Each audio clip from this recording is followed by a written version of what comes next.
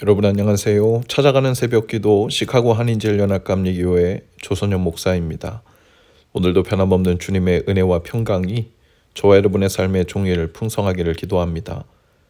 오늘 말씀은 예레미야 12장 1절에서 4절까지 말씀입니다. 제가 읽어드리죠. 여호와여, 내가 주와 변론할 때에는 주께서 의로우시나이다. 그러나 내가 주께 질문하옵나니 악한 자의 길이 형통하여 반역한 자가 다 평안함은 무슨 까닭이니까? 주께서 그들을 심으심으로 그들이 뿌리가 박히고 장성하여 열매를 맺었거늘 그들의 입은 주께 가까우나 그들의 마음은 머니이다. 여호와여, 주께서 나를 아시고 나를 보시며 내 마음이 주를 향하여 어떠함을 감찰하시오니 양을 잡으려고 끌어냄과 같이 그들을 끌어내시되 죽일 날을 위하여 그들을 구별하옵소서. 언제까지 이 땅이 슬퍼하며 온 지방의 채소가 마르리이까? 짐승과 새들도 멸절하게 되었사오니 이는 이 땅 주민이 악하여 스스로 말하기를 그가 우리의 나중 일을 보지 못하리라 함이니이다. 아멘. 지금 예레미야는 악인들의 형통함을 보고 있습니다. 예레미야가 보는 악인은 두 종류인데요. 첫 번째는 하나님의 말씀을 선포하고 있는 선지자 예레미야를 핍박하는 자들입니다. 그리고 또 하나는 유다를 공격하는 이방 나라들이죠. 예레미야는 악인의 형통함을 보면서 불평합니다. 하나님은 이런 예레미야에게 하나님을 더 신뢰하도록 도우시고 계시죠. 예레미야는 주님께 기도합니다. 그는 하나님이 불의하신 것인가? 때로 변론할 때가 있었습니다. 그가 주님과 변론해 보면 항상 주님이 옳으셨고 예레미야가 불의한 편에 서게 되었죠. 예레미야는 언제나 옳으신 주님께 공정하지 않은 것처럼 보이는 한 가지 문제를 질문합니다. 어찌하여 악인들이 형통하며 배신자들이 모두 잘 되기만 하느냐는 것이죠. 악인들의 형통하는 문제는 시편에서도 반복되는 질문입니다. 살다 보면 사실 악인들이 형통한 것처럼 보일 때가 덜어 있습니다. 아니, 생각보다 많이 보이죠. 예레미야를 핍박하는 자들이 형통해 보였습니다. 하나님을 알지도 못하고 믿지도 않는 바벨론이 강성하고 형통해 보입니다. 하나님 없이도 승승장구하는 자들이 너무나도 많아 보이는 거죠. 하지만 이것은 우리의 짧은 생각입니다. 이 세상으로 한정되어 본다면 형통한 것처럼 보일 수 있죠. 그들의 겉모습만 보면 그렇게 보일 수 있습니다. 하지만 우리의 생각이 죽은 후에 하나님 나라까지 확장하여 볼 수 있다면 형통한 것이 결코 아니죠. 그들의 내면까지 다 볼 수 있다면 형통한 일이 결코 아닙니다. 예레미야는 악인들도 하나님의 주권 아래 있음을 보고 있습니다. 오스왈드 챔버스는 하나님의 침묵에 대하여 하나님의 침묵은 그 자체로 큰 의미가 담겨 있고 하나님의 응답이라고 말합니다. 오히려 우리가 하나님 앞에서 눈에 보이는 응답들만 구할 때 정작 하나님께서는 더 큰 신뢰를 기반에 둔 역사나 일들을 이루기 어려우시다는 것을 말합니다. 악인이 형통하는 것처럼 보이는 시간들이 어느 정도 그대로 흘러가도록, 즉 달리 말해 하나님께서 그 악인이 형통하는 동안에 침묵으로 기다리시지 않는다면 그 다음에 일어나는 중요한 역사는 일어날 수가 없죠.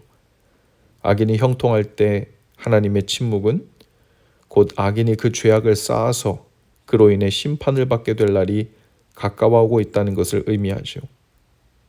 십자가에 달려 죽으신 예수님, 죽은 후에 사흘간의 하나님의 침묵은 그 자체로 마치 악인의 형통함처럼 보였습니다.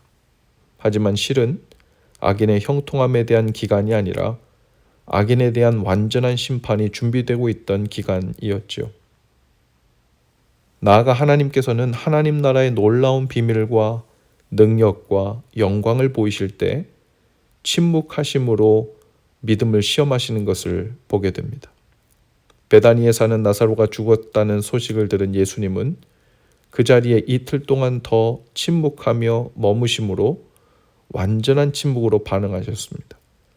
겉으로는 죽음과 사망이 이미 왕노릇하여 점령한 것처럼 보였지만 예수님은 죽은 지 나흘째 된 나사로를 무덤에서 나오게 하심으로 하나님의 영광과 그분의 섭리를 완벽하게 보여주셨고, 그 침묵이 얼마나 값진 침묵이고 완전한 침묵이었는지를 증명하셨죠.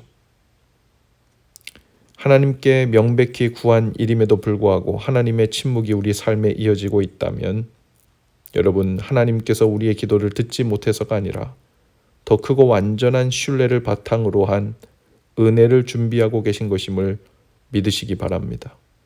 또한 악인의 형통함을 부러워하지도 억울해하지도 마시기 바라요. 우리 하나님의 공의는 틀림이 없습니다. 잠언 24장 19절 20절 말씀입니다.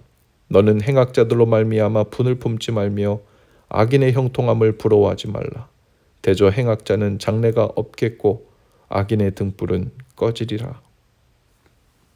데이빗 매티스는 이렇게 말했습니다. 기도의 핵심은 하나님께로부터 무엇을 얻는 것이 아니라 하나님 그분을 얻는 것입니다. 기도하면서 하나님께로부터 무엇을 얻으려 하는 것도 필요한 일이고 기도의 응답이기도 하지요. 그러나 그것은 때로 우리를 혼란스럽게도 합니다.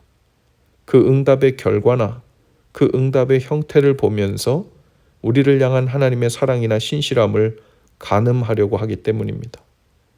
하지만 우리는 하나님으로부터 무엇을 얻는 일보다 하나님을 얻어야 합니다. 하나님 그분을 더 신뢰하며 평안 중에 어떤 경우에라도 거하는 법을 배워야 하죠.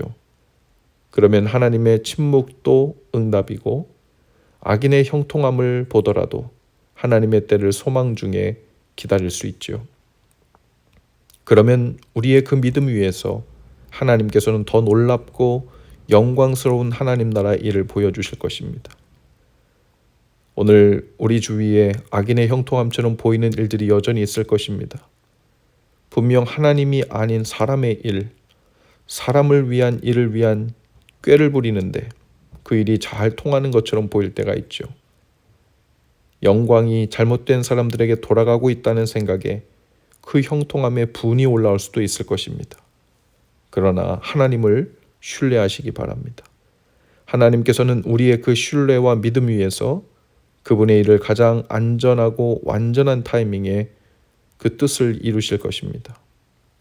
하나님의 침묵마저도 우리를 향하신 하나님의 신뢰로 여겨 감사로 반응하시는 저와 여러분 다 되실 수 있기를 주님의 이름으로 축복합니다. 기도하시겠습니다. 주님, 악인의 형통함이 결코 형통함이 아님을 보는 눈을 주시고 그 일을 통해서도 하나님의 놀라운 역사와 일하심이 준비되고 있음을, 그 수위가 차오르고 있음을 보는 믿음을 주옵소서. 하나님의 침묵을 경험하는 중에 있는 분들에게는 하늘의 평강과 넉넉한 믿음으로 주님의 때를 기다릴 수 있는 은혜를 더하여 주옵소서. 예수님 이름으로 기도합니다. 아멘. 여러분, 오늘도 말씀과 동행하며 화이팅입니다.